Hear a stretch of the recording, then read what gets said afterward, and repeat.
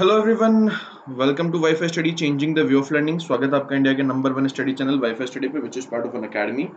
सो दोस्तों, शुरू करते हैं आज का फटाफट इंग्लिश का सेशन।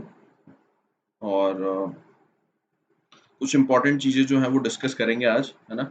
और क्वेश्चंस भी डिस्कस करेंगे कॉमन एरर्स के, और साथ ही साथ कुछ और दूसरी इंपॉर्टेंट चीजें भी डिस्कस करेंगे। ठीक है, तो बड़े आगे। हाँ जी, देखो वो जो मेरा पैसिव वॉइस के ऊपर एक सेशन आने वाला है, वॉइस और नरेशन में, पैसिव वॉइस पे अनअकैडमी प्लेटफॉर्म पे आएगा, तो मुझे फॉलो कर लेना अनअकैडमी प्लेटफॉर्म पे। अब मुझे फॉलो करोगे, कैसे करोगे? मेरा नाम लिखना, हर्षवर्धन सिंह। नाम लिख करके सर्च करोगे तो उसके बाद में फॉलो बटन पे क्लिक करना। ठीक है, और फिर मैं आप लोग मुझे फॉलो कर पाओगे ऐसे। ठीक है सॉरी, आगे बढ़े तो करते हैं आगे के क्वेश्चंस को डिस्कस करना शुरू करते हैं ना। इसके अलावा सॉरी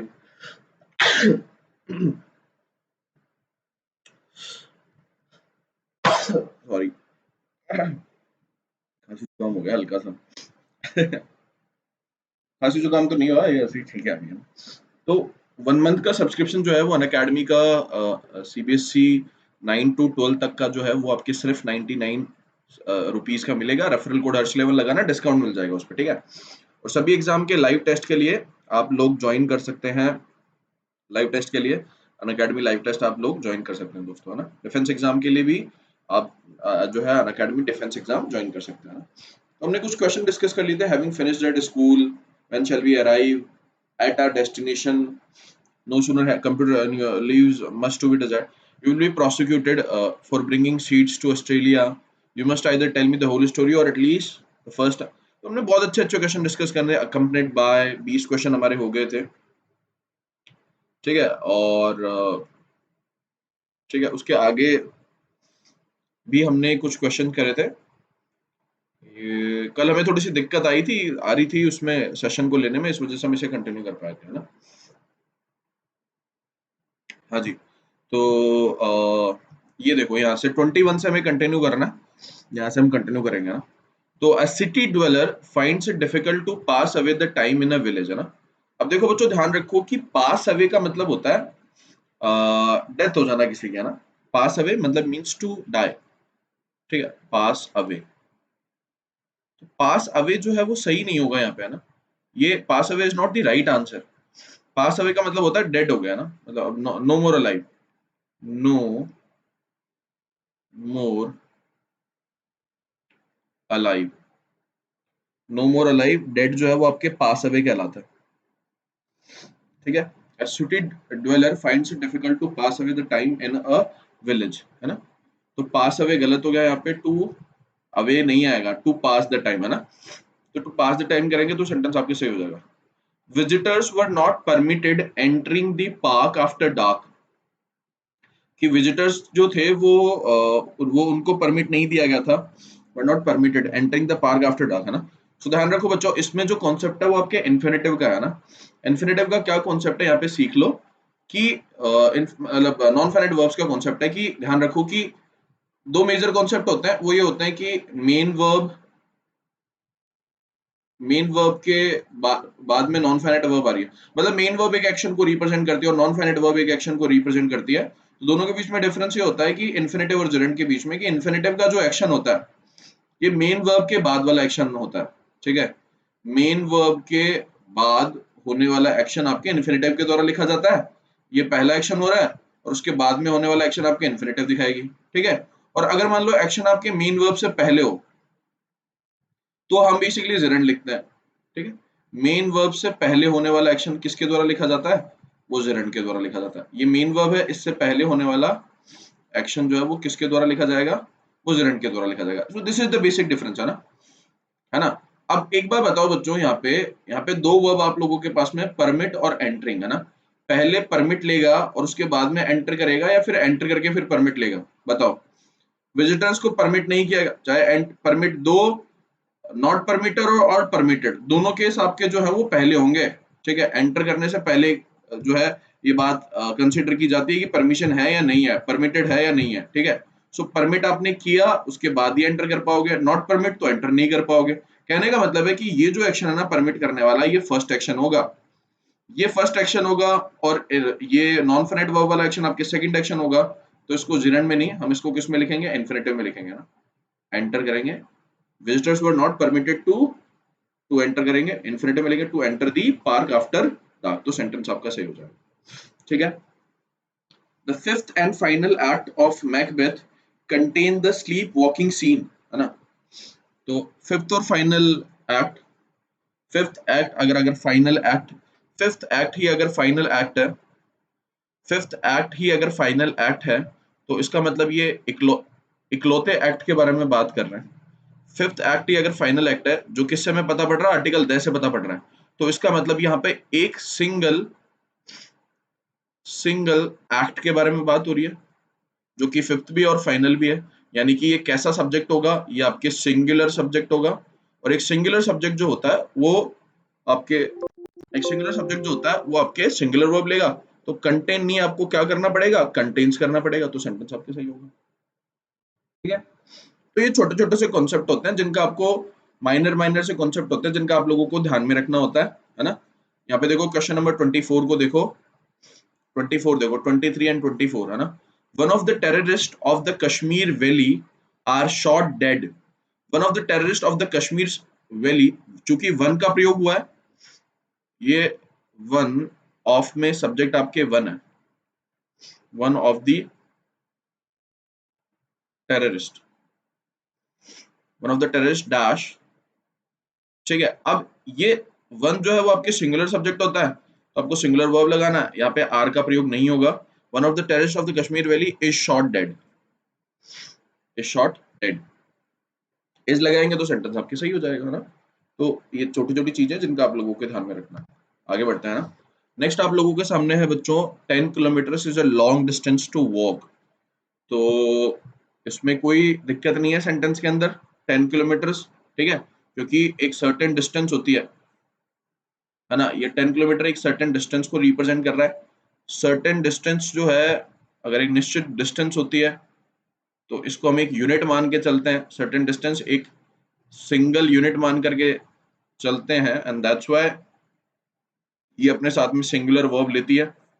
तो यहाँ पर ये इस सिंगुलर वर्ब का प्रयोग एकदम जायज है, एकदम सही है, इसमें कोई समस्या नहीं है। I saw him a couple of times since May, तो सिंस में, सिंस और सिंस का प्रयोग जो है वो आप परफेक्ट टेंस में ही करते हो, ठीक है। सिंस का प्रयोग आप परफेक्ट में या परफेक्ट कंटीन्यूअस टेंस में ही कर पाओगे ना, तब से अब तक का कॉन्टेक्स्ट होता है। हालांकि फोर का प्रयोग हम इंडेफिनिट टेंस में भी कर सकते हैं, ड्यूरेशन आपके इंडेफिनिट टेंस में भी हो सकती है ना, लेकिन सिंस तो जो है वो आपके तब से अब तक का कॉन्टेक्स्ट रखेगा। मतलब ये नहीं, कहने का मतलब है कि किसी ए पॉइंट पे एक्शन की शुरुआत हुई और बी पॉइंट पे तक जो है वो एक्शन आपके चला है, ठीक है, तब से अब तक का पॉइंट हो गया ना। तो ये एक पॉइंट से दूसरे पॉइंट तक को रिप्रेजेंट करने के लिए सिंस का प्रयोग करेंगे, और ये इसको हम पास्ट इंडेफिनिट टेंस में नहीं लिख पाएंगे, इसको लिखने के लिए हमें हैड सीन करना पड़ेगा। I have seen him a couple of times, I have seen कर लो, आई हैड सीन कर लो, कुछ भी कर सकते हैं। I have seen him, a couple of times since में, मई से अब तक मैं उसे एक दो बार देख चुकी हूँ, है ना, ठीक है, मई से अब तक, है ना। भाई देखो मेरी बात ध्यान से सुनो, है ना, मेरी बात ध्यान से सुनो ना।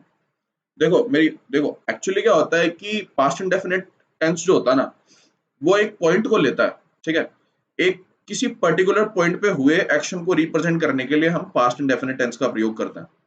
समझ रहे हो मेरी बात को। जबकि सिंस का क्या कॉन्टेक्स्ट होता है, सिंस जो है वो एक स्ट्रीक को दिखाता है सब आपके, है ना। मतलब कहने का मतलब होता है सिंस दो पॉइंट के बीच में होने वाले एक्शन को रिप्रेजेंट करता है। समझ रहे हो मेरी बात में, दो पॉइंट के बीच में होने वाले एक्शन को रिप्रेजेंट करता है। अब ये दो पॉइंट क्या है, सिंस में बोला तो मई से अब तक, यहाँ पे कॉन्टेक्स्ट हो गया कि ये जो ए पॉइंट है ना, ए पॉइंट से लेके ए मई का पॉइंट था, और अभी जो प्रेजेंट का जो टाइम है ये आपके बी पॉइंट है। इस दौरान में ए से लेके बी तक के पॉइंट के बीच में ये एक्शन कितनी बार हुआ है, एक दो बार हुआ है सब आपके, है ना, कपल ऑफ टाइम्स हुआ है ना। तो यहाँ पे देखो ऐसा कॉन्टेक्स्ट होगा तो हमको सिंस का प्रयोग ही करना पड़ेगा, सिंस का प्रयोग करना पड़ेगा तो परफेक्ट टेंस लगाना पड़ेगा, ठीक है। तो परफेक्ट टेंस से मैं सेंटेंस को लिखेंगे, है ना। और अगर पास्ट परफेक्ट होता तो तब भी वहां पे यही कॉन्टेक्स्ट होता, तब से अब तक, ठीक है। तब से अब तक यानी कि मान लो कि मतलब तब से अब तक नहीं, तब से तब तक बोल सकते हैं ना, कि मान लो मई में कोई एक्शन शुरू होगा और मान लो पास्ट के किसी बी पॉइंट तक जो है वो एक्शन जो है वो उस एक्शन की उस एक्टिविटी जो है इस इन दोनों पॉइंट के बीच में वो एक्टिविटी कंप्लीट हुई है। देखने की एक्टिविटी जो है वो मई में स्टार्ट हुई और पास्ट के किसी बी पॉइंट में, हो सकता है अभी जो है अगस्त चल रहा हो और हम बात कर रहे हैं भाई मई से जुलाई के बीच में मैंने उसको जो है देखा है, तब से तब तक हो गया सब आपके, ठीक है। तो वहां पे हम पास्ट परफेक्ट में लिख देंगे सेंटेंस को, है ना। तो ये डिफरेंस होता है सब आपके, है ना, परफेक्ट टेंस में और आपके पास्ट इंडेफिनिट में। अगर आपको इसको पास्ट इंडेफिनिट में लिखा होता है ना, तो फिर वहां पे टाइम के पॉइंट की सर्टेनिटी होती है। टाइम के पॉइंट की सर्टेनिटी ऐसे होती है सब आपके कि आपको सिंस में की जगह इन में लिखना होता। I saw him couple of times in May, कि मई के महीने में मैंने उसको कपल ऑफ टाइम्स देखा है। तो ये मई जो है ना, ये एक सिंगल पॉइंट ऑफ टाइम है। ये एक पॉइंट ऑफ टाइम से दूसरे पॉइंट ऑफ टाइम के बीच में होने वाली एक्टिविटी को नहीं दिखा रहा। ये एक पॉइंट है, ये एक सिंगल पॉइंट है जो हमें ये बता रहा है कि वो एक्शन जो है वो कब हुआ, मई के अंदर हुआ। समझ रहे हो मेरी बात को। तो यहाँ पे इन में करना पड़ेगा तो सेंटेंस आपका सही हो जाएगा। या तो इसको इन में कर लो या फिर इसको आई हैव सीन कर लो। आई हैव सीन हम इसलिए करेंगे क्योंकि सिंस को हम किसी भी वर्ड्स को ऐसे सेंटेंस में रिमूव नहीं करते, ठीक है, और वर्ब की फॉर्म को चेंज करते हैं। तो ये क्लियर है आप लोगों को। आगे बढ़ते हैं ना। T which I am drinking is hot, है ना। अब यहाँ पे ये ट्री स्पेसिफिक है भाई, है ना, ये स्पेसिफिक है। नाउन जो है वो सेंटेंस में दो तरीके से आ सकता है। एक कॉमन नाउन, एक तो जनरल वे में आए जहां पर कोई आर्टिकल नहीं आते, एक स्पेसिफिक वे में आए जहां पर इस नाउन की आइडेंटिटी को क्लियर किया जाए, यानी कि नाउन आइडेंटिकल हो। तो यहाँ पे कौन सी टी के बारे में बात हो रही है। अगर मान लो मैं बोलता कि चाय मेरी फेवरेट ड्रिंक है, T is my favourite drink, तो यहां पर किसी आर्टिकल की जरूरत नहीं थी, क्योंकि यहां पर एक कॉमन ड्रिंक के बारे में बात हो रही है जो कि फेवरेट है सब आपके, है ना। चाय मेरी फेवरेट ड्रिंक है ना। सो अब ये वो चाय है जो सब पीते हैं ना, सब पीते हैं, सबके ऊपर लागू होती है सब, है ना। कॉमन चाय के बारे में बात हो रही है, जनरल चाय के बारे में बात हो रही है। यहाँ पर कोई आर्टिकल नहीं है, लेकिन यहाँ पर एक क्लॉज आ रहा है सब आपके, विच आई एम ड्रिंकिंग। तो ये उस टी के बारे में बात कर रहा है जिसको वो पी रहा है, तो ये स्पेसिफिक हो गई। और स्पेसिफिक हो गई तो आर्टिकल द लगाओ भाई, है ना। तो आर्टिकल द लगाना पड़ेगा तो सेंटेंस आपका सही होगा। So the T which I am drinking is hot, तो सेंटेंस आपका सही होगा। Although the police officer sympathized with the poor, he refused to take an action against the rich man. He refused, he refused करेंगे तो sentence आपके सही हो जाएगा दोस्तों। एक बार इसमें थोड़ा सा दिमाग लगाओ अच्छे से, कोशिश करो इसको आंसर करने की।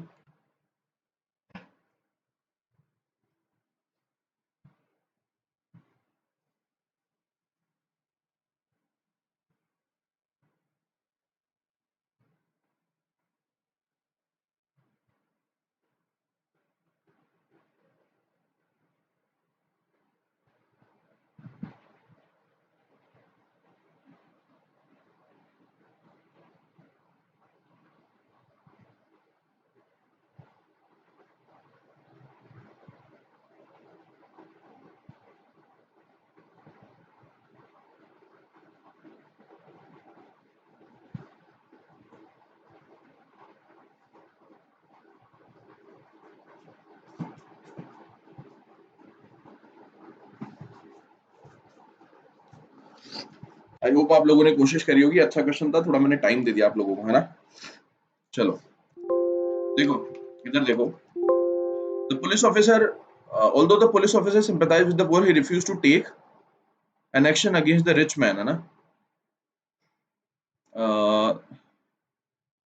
विद, अब देखो बच्चों यहाँ पे पुअर विद दी, पुअर, कौन पुअर है सब आपके, है ना। विद पुअर कौन होता है, ये तो एडजेक्टिव है, अकेला तो एडजेक्टिव को लिखेंगे नहीं। तो sympathise with the poor man, इसको कंप्लीट करो। पुअर मैन के साथ सिंपैथाइज तो करते थे, लेकिन उसके रिच मैन के खिलाफ जो है वो कोई भी एक्शन लेने से उन्होंने मना कर दिया। तो यहाँ पे पुअर मैन करेंगे तो सेंटेंस आपका सही होगा ना, आसान क्वेश्चन है ये भी, है ना। हाँ जी, आगे बढ़ते हैं। We were looking forward to, so look forward to, यहाँ पे टू आपके प्रेपोजिशन होता है, और टू आपके प्रेपोजिशन होता है, और यहाँ पे हम हियर नहीं करेंगे, हमें क्या करना पड़ेगा, हियरिंग करना पड़ेगा। हियरिंग करना पड़ेगा तो सेंटेंस आपके सही होगा ना। The actress was shocked by the news, shocked eight, ठीक है, ध्यान रखो भाई, है ना, शॉक वाले जितने भी होते हैं, अमेज्ड हो गया, सरप्राइज्ड हो गया, जितने भी झटके लगने वाले होते हैं, एस्टोनिश्ड हो गया, ठीक है। तो एस्टोनिश्ड हो गया, सरप्राइज्ड हो गया, अमेज्ड हो गया, सब अपने बाद में क्या लेते हैं, एट प्रेपोजिशन लेते हैं, ठीक है। So the actress was shocked at the news of the dogs death, है ना, सेंटेंस आपका सही हो जाएगा, एट लगाओगे सेंटेंस सही हो जाएगा। One of the question he asked me was what did you travel with, ठीक है, was who did you travel with. अब यहाँ पे हु करेंगे या हुम करेंगे, देखो इधर देखो, सेंटेंस देखना ना कैसे बनते हैं क्वेश्चंस, इनको हमें सीखना पड़ेगा। मैंने सेंटेंस लिखा हु, मैंने सेंटेंस लिखा I travelled, I travel with my friends, I travel with my, I travelled with my friends, मैंने अपने फ्रेंड्स के साथ में ट्रेवल किया, ठीक है। तो मेरी बात ध्यान से सुनो, आप क्वेश्चन बनाओगे इसका, तो भाई तुमने किसके साथ में ट्रेवल किया, तो तुम ये पाओगे कि जो आंसर है ना वो प्रपोजिशन का ऑब्जेक्ट है। मैंने इसका क्वेश्चन बनाया, तुमने किसके साथ ट्रेवल किया, तुमने किसके साथ में ट्रेवल किया, ठीक है। अब इसका जो आंसर होगा वो क्या है, with my friends, with my friends यही है ना भैया, यही तो है, विद माई फ्रेंड्स ही है। अच्छा, विद आपके प्रपोजिशन है, और माई फ्रेंड्स जो है वो इस प्रपोजिशन का ऑब्जेक्ट है, वो इस प्रपोजिशन का क्या है, ऑब्जेक्ट है जी, है ना, ठीक है। तो प्रपोजिशन को भी हमें मेंटेन रखना है, और ये जो ऑब्जेक्ट है इसको भी मेंटेन रखना है। ऑब्जेक्ट केस के लिए ऑब्जेक्ट, ऑब्जेक्ट केस के लिए ऑब्जेक्ट केस को रिप्रेजेंट करने वाले इंटरोगेटिव प्रोनाउन को लाएंगे। हु आता है किसके लिए, सब्जेक्ट के लिए, हुम आता है किसके लिए, ऑब्जेक्ट के लिए आता है ना। तो यहाँ पे हुम लगाएंगे, हु नहीं लगाएंगे, है ना। हुम, with whom did you travel कर लो, या हुम डिड यू ट्रेवल कर लो, हुम डिड यू ट्रेवल विद, ये कर लो, एक ही बात है, ठीक है। तो home did you travel with करेंगे, सेंटेंस सही हो जाएगा। ऑब्जेक्ट केस है, विद का ऑब्जेक्ट है, जिसका जो कि इस होम का आंसर है, इस होम का आंसर विद का ऑब्जेक्ट है। One of the question he asked me was whom did you travel with, I know doctor you are referring to, अब जिसको रेफर कर रहे हो उसको मजा आए, तो यहाँ पे ये डॉक्टर तो स्पेसिफिक हो गया, I know the doctor you are referring to, you are referring to, किसको रेफर कर रहे हो, डॉक्टर को रेफर कर रहे हो, और उसको वो ऑलरेडी जानता है, तो ये तो स्पेसिफिक हो गया, I know the doctor you are referring to, है ना। तो ये क्लॉज जो है ना, यू आर रेफरिंग टू, इस डॉक्टर को स्पेसिफाई कर रहा है, स्पेसिफिक बना रहा है, क्या कर देंगे, स्पेसिफिक बनाते हैं, आर्टिकल दैट का प्रयोग कर देंगे, सिंपल सी Ramayan. The introduction of job oriented courses in the self financing college attract many students, may students नहीं many students,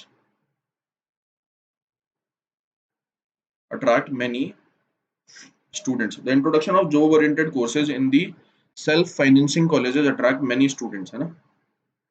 तो इंट्रोडक्शन के अकॉर्डिंग अट्रैक्ट आएगा, ये तो आसान है भाई। लंबे लंबे सेंटेंसेस तुम्हें दिए जाएंगे, और तुम्हें ये देखना पड़ेगा कि लंबे लंबे, ये देखो ये सब्जेक्ट को ढूंढना पड़ेगा ना। तो जब तक आपके वर्ब नहीं आती तब तक जो है वो आपके सब्जेक्ट होता है ना। फ्रेज कितनी भी बड़ी हो सकती है, the introduction of job oriented courses in the self financing college, ये आपके फ्रेज है, ये पूरी की पूरी एक फ्रेज है, ग्रुप ऑफ शब्द है, ग्रुप ऑफ वर्ड्स है। अब ऑब्वियस सी बात है, ये ऑफ जॉब ओरिएंटेड कोर्सेज, यहाँ पे आपको ये देखना पड़ेगा, ठीक है। यहाँ पे आपको देखो ये नजर आना चाहिए, द हो गया, द इंट्रोडक्शन, ये द इंट्रोडक्शन आ गया, ठीक है। इसके बाद में आने वाला ऑफ, और ये जॉब ओरिएंटेड कोर्सेज, ठीक है। ये ऑफ और उसका ऑब्जेक्ट आ रहा है, ये तो आपके प्रेपोजिशन का ऑब्जेक्ट है, ये तो कुछ इसका कोई लेना देना नहीं है। उसके बाद में इन और उसका ऑब्जेक्ट आ रहा है, सेल्फ फाइनेंसिंग कॉलेजेस, इसका भी कोई सब्जेक्ट से लेना देना नहीं है। कुल मिलाकर के मेरा कहने का मतलब है कि इंट्रोडक्शन जो है ना वो आपके सब्जेक्ट है, वो इस फ्रेज मतलब इतना बड़ा पार्ट लिखा हुआ है लेकिन ये सब्जेक्ट है। अब आपको क्या करना है, ये अट्रैक्ट जो हो गया, ये वर्ब हो गई। अब ऑब्वियस सी बात है, ये इंट्रोडक्शन सिंगुलर है तो अट्रैक्ट करो, सेंटेंस आपके सही हो जाएगा। It is better to keep one's head in the face of danger than losing one's courage, है ना। बेटर कंपैरेटिव डिग्री होगी, टू कीप इन्फिनेटिव हो गया, वंस हेड एक आदमी का हेड पोजीशन शो कर रहा है। It is better to keep one's head in the face of danger than losing one's courage.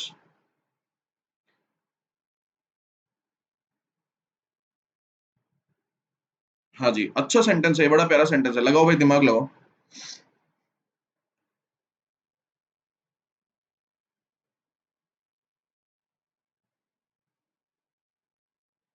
ठीक है, देखो बच्चों मेरी बात ध्यान से सुनो, देखो मेरी बात ध्यान से सुनो, एक बात का ध्यान से, है ना, ध्यान से सुनो ना। एक लैंग्वेज में एक चीज होती है पैरेलल कंस्ट्रक्शन, है ना। पैरेलल कंस्ट्रक्शन से मेरा मतलब क्या है कि जब आप सेंटेंस लिखते हो तो आपको ये ध्यान में रखना पड़ता है कि जिन चीजों के बीच में कंपैरिजन हो रहा है वो सेम पार्ट्स ऑफ स्पीच को रिप्रेजेंट कर रही है या नहीं कर रही। कंपैरिजन नहीं, सेंटेंस के लिखने में भी हम जो है पैरेललिज्म का इस्तेमाल करते हैं ना।